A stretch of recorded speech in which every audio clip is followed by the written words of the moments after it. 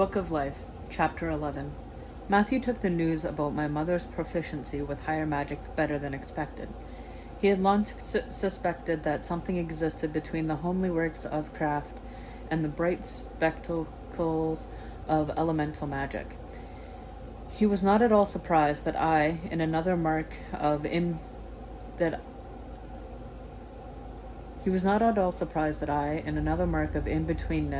could practice such a magic.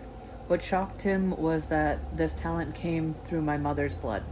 We'll have to take a closer look at your mtDNA workup after all, he said, giving one of my mother's inks a sniff. Sounds good. It was the first time Matthew had shown any desire to return to his genetic research. Days had gone by without any mention of Oxford, Baldwin, the Book of Life, or Blood Rage, and while he might have forgotten that there was genetic information bound up in Ashmole 782, I had not. Once we had the manuscript back in our hands, we are going to need his scientific skills to decipher it. You're right, there's definitely blood in it, as well as resin and acacia. Matthew swirled the ink around. Acacia, I'd learned this morning, was the source of gum arabic, which made the ink less runny. I thought as much. The inks they used in Ashmole 782 had blood in them too. It must be a more common practice than I thought, I said. There's some frankincense in it too, Matthew said, ignoring my mention of the Book of Life. Ah, that's what gives that exotic scent. I rummaged through the remaining bottles, hoping to find something else that would catch his biochemical curiosity. That and the blood, of course, Matthew said dryly. If it's my mother's blood, then that could shed even more light on my DNA, I remarked. My talent for higher magic, too. Matthew said non-committedly. What about this one? I drew the stopper out of the bottle of a blue-green liquid, and the scent of summer garden filled the air. That is made from iris, Matthew said. Remember your search for green ink in London? So this is what Master Platt's fantastical expensive ink looked like, I laughed. Made from the roots imported from Florence. Or so he said. Matthew surveyed the table in its blue, red, black, green, purple, and magenta pots of liquid. It looks like you have enough ink to keep you going for some time. He was right. I had enough to get me through the next few weeks, and that was far from what I was willing to project. Even if my left pinky was throbbing with anticipation for the future. There should be plenty, even with all the jobs Sarah has for me, I agreed. Each of the open jars on the table had a small slip of paper underneath it, with a note in her sprawling handwriting. Mosquito bites, read one. Better cell phone reception, read another. Her request made me feel like a server at a fast food restaurant. Thanks for your help. Anytime, Matthew said, kissing me goodbye. Over the next few days, the routine of daily life began to anchor us into the Bishop House and to each other, without the steadying presence of M, who had always been the house's center of gravity. Fernando was a domestic tyrant, far worse than M ever was, and his change to Sarah's diet and exercise plans were radical and inflexible. He had signed my aunt up for a CSA program that delivered a box of erotic vegetables like kale and chard every week, and he walked the property fence line with her whenever she tried to sneak a cigarette. Fernando's cooking and cleaning and even plump cushioness, all of which had made me wondered about his life with Hugh. When we didn't have servants, and that was often the case, I kept the house, he explained, hanging up the clothes on the line. If I waited for Hugh to do it, we'd have lived in squalor. He didn't pay attention to such mundane matters as cleaning sheets or whether we had run out of wine. Hugh was either writing poetry or planning a 3-month siege. There was no time in his day for domestic chores. And Gallowglass? I asked, handing him a clothespin. Gallowglass is worse. Not even the furniture, or lack of it, matters to him. We came home one night to find our house robbed, and Gallowglass slept on the table like a Viking warrior ready to be sent out to sea. Fernando shook his head. Besides, I enjoy the work. Keeping house is like preparing muffins for battle. It's repetitive and very soothing. His confession made me feel less guilty about letting him do all the cooking. Fernando's other domain, aside from the kitchen, was the tool shed.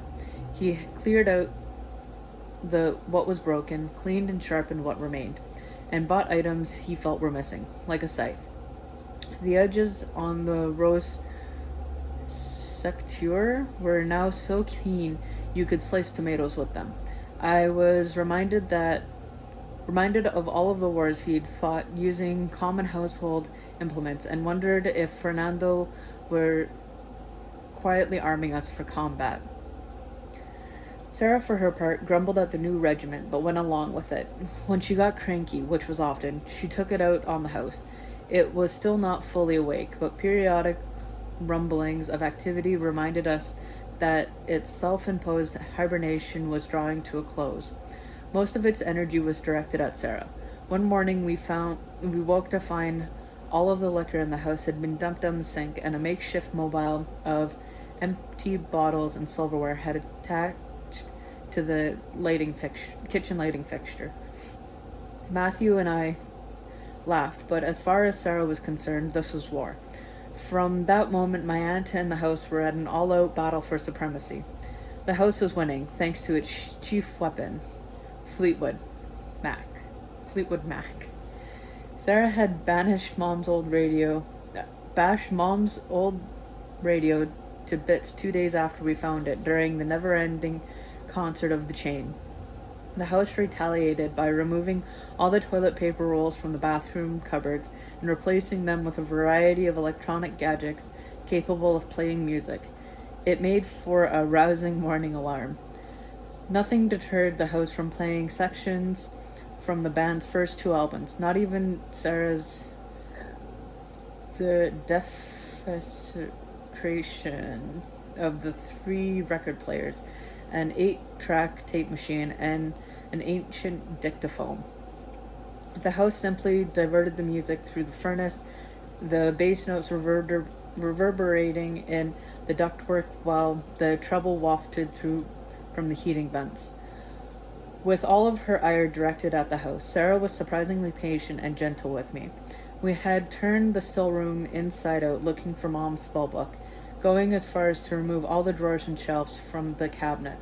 We found some surprisingly graphic love letters from the 1820s hidden beneath one drawer's false bottom, and a macabre collection of rodent skulls tacked in orderly rows behind a sliding panel at the back of the shelving. But no spellbook. The house would present it when it was ready. When the music and memories of Em and my parents became too overwhelming, Sarah and I escaped to the garden or the woods. Today my aunt had offered to show me where baneful plants could be found. The moon would be full dark tonight, and beginning a new cycle of growth. It would be propitious time for gathering up materials for higher magic. Matthew followed us like a shadow when we wended our way through the vegetable patches and the teaching garden. When we reached her witch's garden, Sarah kept walking. A giant moonflower vane marked the boundary between the garden and the woods. It sprawled in every direction, obscuring the fence and the gate underneath. "Allow me, Sarah." Matthew stepped forward to spring the latch. Until now, he'd been sauntering behind us, seemingly interested in the flowers.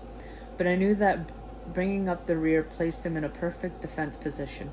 He stepped through the gate, made sure nothing dangerous lurked there, and pulled the vines away so Sarah and I could pass into another world. There were magical places on the Bishop homestead, oak groves dedicated to the goddess, a long long avenues between yew trees that were once old roads and still showed the deep ruts of wagon laden with wood and produce for the market, even the old bishop graveyard. But this little grove between the garden and the forest was my favorite. Dappling sunlight broke through its center, moving through the cypress that surrounded the place. Its age, in ages past, it might have been called a fairy ring because the ground was thick with toadstools and mushrooms. As a child, I had been forbidden to pick anything that grew here. Now I understood why. Every plant here was either baneful or associated with the darker aspects of the craft. Two paths intersected in the middle of the grove. A crossroad. I froze. The crossroad have been here longer than the house. Some say these paths were made by the Oneida before the English set here. Sarah beckoned me forward. Come and look at this plant. Is it deadly nightshade or black nightshade? Instead of listening, I was completely memorized by the X in the middle of the grove. There was power here, knowledge too. I felt a familiar push and pull of desire and fear as I saw the clearing through the eyes of those who had walked these paths before. What is it? Matthew asked, his instincts warning him something was wrong. But other voices, though faint, had captured my attention. My mother and Emily, my father and my grandmother, and other unknown to me. Wolfsbane, the voice whispered, Skull's Cap, Devil's Bite, Adder's Tongue, Witch's Bloom. Their chant was punctuated with warnings and suggestions, and a litany of spells included plants that featured in fairy tales. Gather cinquet foil when the moon is full to extend the reach of your own power. Hellbore makes any distinguishing spell more effective. Mistletoe will bring you love and many children. To see the future more clearly, use black henbane. Diana? Sarah straightened, hands on hips. Coming, I murmured, dragging my attention away from the faint voices and going obediently to my aunt's side. Sarah gave me all sorts of instructions about the plants in the grove. Her words went in one ear and out the other, flowing through me in a way that would have made my father proud. My aunt could recite all the common and botanical names of every wildflower, weed, root, and herb, as well as their use, both benign and baneful. But her mastery was born of reading and studying. I had learned the limits of book-based knowledge in Mary Sidney's alchemy laboratory, when I confessed for the first time that I was when I was confronted for the first time with the challenge of doing what I had spent years reading and writing about scholar. When I had discovered that being able to cite alchemical texts was nothing when weighted against experience, but my mother and Emily were no longer here to help me. If I was going to walk the dark path of the higher magic, I was going to have to do it alone. The prospect terrified me. Just before moonrise, Sarah invited me to go back out with her to gather the plants she would need for this month's work. I begged off, claiming I was too tired to go along, but it was the incessant call of the voices at the crossroads that made me refuse. Does your reluctance to go into the woods tonight have something to do with your trip this afternoon? Matthew asked. Perhaps, I said, staring out the window. Sarah and Fernando are back. My aunt was carrying a basket full of greenery. The kitchen screen slammed shut behind her, and the still room door creaked open. A few minutes later, she and Fernando climbed the stairs. Sarah was wheezing less than she had last week. Fernando's health regimen was working. Come to bed, Matthew said, turning back the covers. The night was dark, illuminated only by the stars. Soon it would be midnight, the moment between night and day. The voices at the crossroads grew louder. I have to go. I pushed past Matthew and headed downstairs. We have to go, he said, following me. I won't stop you or interfere, but you're not going into the woods by yourself. There's power there, Matthew. Dark power. I can feel it, and it's been calling me there ever since sunset. He took me by the elbow and propelled me out the front door. He didn't want anyone to hear the rest of this conversation. Then answer its call, he snapped. Say yes or say no, but don't expect me to sit here and wait quietly for your return. And if I say yes, I demanded, we'll face it, together. I don't believe you. You told me before that you don't want me meddling with life and death. That's the kind of power that's waiting for me at the path of the crossroads, and I want it. I wrestled my elbow from his grip and grabbed a finger at his chest. I hate myself for wanting it, but I do. I turned from the revolution that I knew I would be in his eyes. Matthew turned his face back my face back towards him. I know that the darkness was in you since I found you in Bodleian hiding from the witches on Manbon. My breath caught. His eyes held mine. I felt its allure. The darkness in me responded to it. Should I loathe myself then? Matthew's voice dropped to a barely audible whisper. Should you? But you said, I said I didn't want you to meddle with life and death, not that you couldn't do so. Matthew took my hands in his. I've been covered in blood. Matthew took my hands in his. I've been covered in blood, held a man's future in my hands, decided if a woman's heart would beat again. Something in your own soul dies each time you make the choice for another. I saw what Juliet's death did to you. Campier's too. I didn't have a choice in those cases. Not really. Campier would have taken all of my memories and hurt the people who were trying to help me. Juliet had been trying to kill Matthew, and would have succeeded if I had not called out to the goddess. Yes, you did. Matthew pressed a kiss onto my knuckle. You chose death for them, just as you chose life for me. Life for Louise and Kit, even though they tried to harm you. Life for Jack, when you brought him into the house in the Blackfriars, instead of leaving him out on the street to starve. Life for baby Grace, when you rescued her from her fire. Whether you realize it or not, you've paid a price each time. I knew the price I'd paid for Matthew's survival, though he did not. My life belonged to the goddess for as long as she saw fit. Philip was the only other creature I had ever known to make life or death decisions as quickly and as instinctively as you.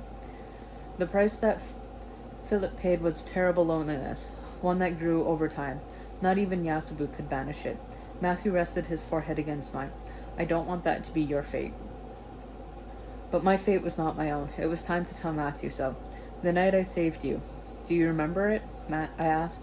Matthew nodded. He didn't like to talk about that night. About the night we both almost lost our lives. The maiden and the crone were there. Two aspects of the goddess. My heart was hammering. We called Yasabu after you fixed me up, and I told her I'd seen them. I searched his face for signs of understanding, but he still looked bewildered. I didn't save you, Matthew. The goddess did. I asked her to do it. His fingers dug into my arm. Tell me you didn't strike a bargain with her in exchange.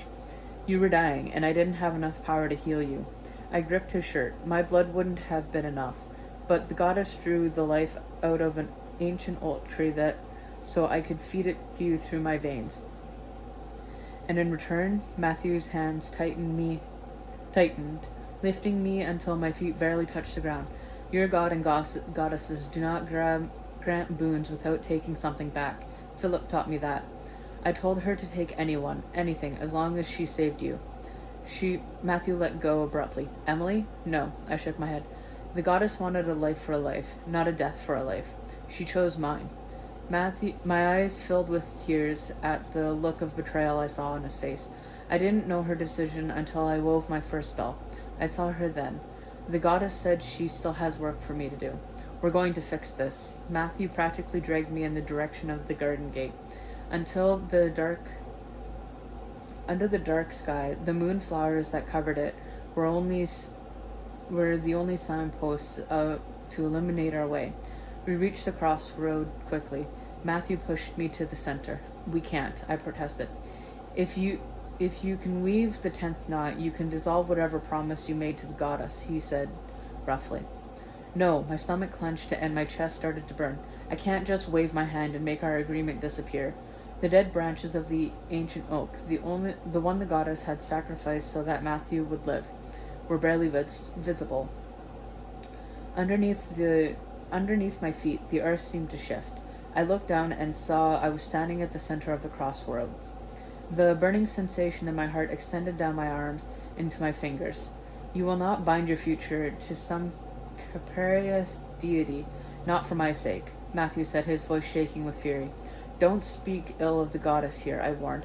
I didn't go to your church and mock your god. If you won't break your promise to the goddess, then use your magic to summon her. Matthew joined me where the paths converge. Get out of the crossroads, Matthew. The wind was swirling around my feet in a magical storm. Cora shrieked through the night sky, trailing fire like a comet. She circled above us, crying out a warning. Not until you call her. Matthew's feet remained where they were. You won't pay for my life with your own. It was my choice. My hair was crackling around my face, fiery tendrils writhing against my neck. I chose you. I won't let you. It's already done. My heart thudded and his heart echoed. If the goddess wants me to fulfill some purpose for her, I'll do it gladly, because you're mine, and I'm not done with you yet. My final words were almost identical to those the goddess had once said to me. They rang with power, quiet with wind, and silencing Cora's cries.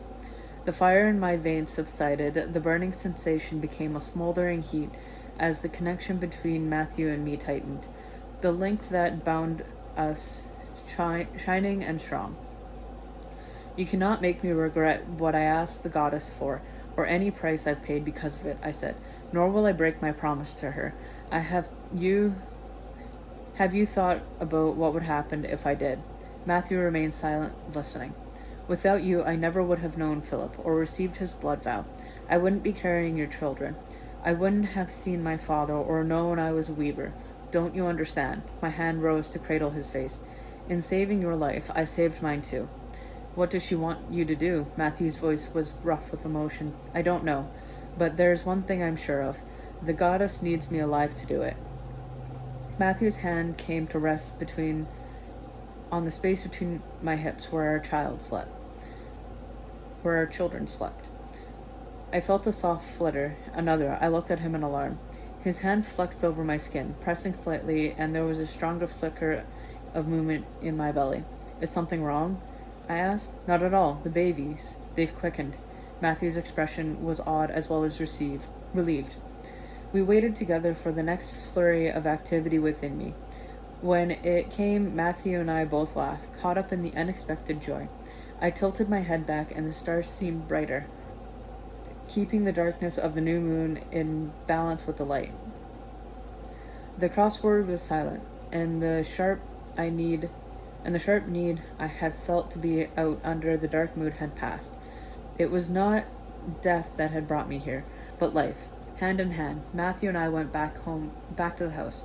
When I turned on the kitchen light, something unexpected was waving in front of me. It's a bit soon for someone to be leaving me a birthday present, I said, eyeing the strangely wrapped parcel. When Matthew moved forward to examine it more closely, I put out my hand and stopped him. Don't touch it. He looked at me in confusion. It's got enough magical words to repel an army, I explained. The package was thin and rectangular. An odd assortment of wrapping paper had been patched together to cover it. Pink paper with storks, paper covered with primary colors, inchworms forming the shape of the number 4, garnished Christmas tree wrapping paper, and silver foil with embossed wedding bells. A bouquet of bright bows covered the surface. Where did it come from? Matthew asked. The house, I think. I poked it with my finger. I recognized some of the wrapping paper from birthdays past. Are you sure it's for you? He looked dubious. I nodded. The package was definitely for me.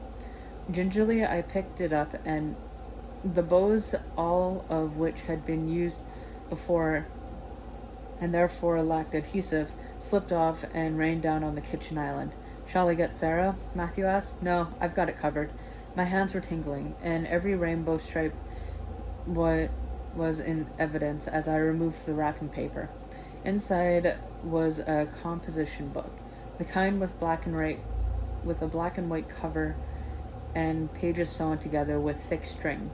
Someone had glued a magenta daisy over the white box of your name. The wide rule had been edited to read Witch's Rule. Rebecca Bishop's Book of Shadows, I said, reading aloud from the words written in thick black ink on the daisy. This is my mother's missing spell book, the one she used for higher magics. I cracked open the cover. After all our problems with Ashmole 782, I was braced for anything from mysterious illustrations to encoded scripts. Instead, I found my mother's round, childish handwriting. To summon a spirit recently dead and question it was the first spell in the book. Mom certainly believed in starting with a bang. I showed Matthew the words on the page. The note beneath the spell recorded the dates when she and Emily had tried to work the magic as well as the results. Their first 3 attempts had failed. On the 4th try they succeeded. Both of them were 13 at the time. Christ, Matthew said, they were babies. What business did they have with the dead? Apparently they wanted to know if Bobby Woodruff liked Mary Bassett, I said, peering at the cramped script. Why didn't they just ask Bobby Woodruff? Matthew wondered. I flipped through the pages. Binding spells, banishing spells, protection spells, charms to summon elemental powers. They were all in there, along with love magic and other coercive enchantments. My fingers stopped. Matthew sniffed. Something thin and almost transparent was pressed into the page, inserted in the back of the book. Scrawled above it in a more mature version of the same round handwriting were the words, Diana, happy birthday. I kept this for you. It was our first indication that you were going to be a great witch. Maybe you'll need it one day. Lots of love, Mom. It's my call. I looked up at Matthew. Do you think it's meaningful that I got it back on the same day the babies quickened? No, Matthew said. It's far more likely that the house gave it back to you tonight because you finally stopped running from what your mother and father knew since the very beginning. What's that? I frowned. That you were going to possess an extraordinary combination of your parents' very different magical abilities, he replied.